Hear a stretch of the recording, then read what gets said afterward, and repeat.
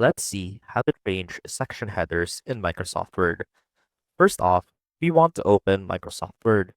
And as you can see right here, we have our document ready. Now, to insert a header, simply double click on top of your document within the page, and that should open up the header and the footer.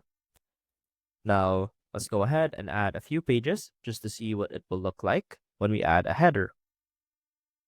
Now, as you can see, when you type in, let's say, header 1, that will be reflected across all of the pages. And that is because each of these pages are linked to our previous header.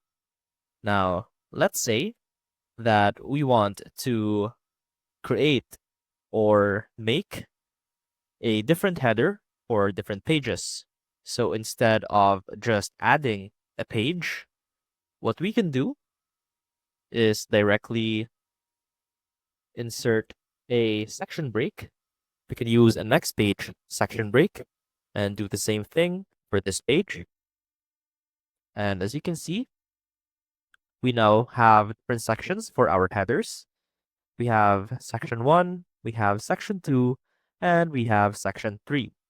Additionally, you can also see that in section 2 and section 3, these are linked to previous, as indicated here, same as previous.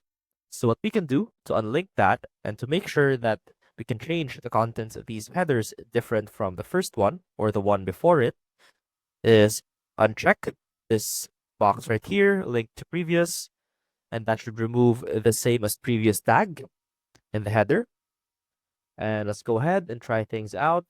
Let's put header 1 up here on the first page.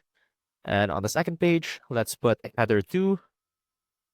And on the third page, let's go ahead and put header 3. And you'll notice that we now have 3 different headers. And that is how we can change headers in Microsoft Word. I hope this helped, and I will see you soon.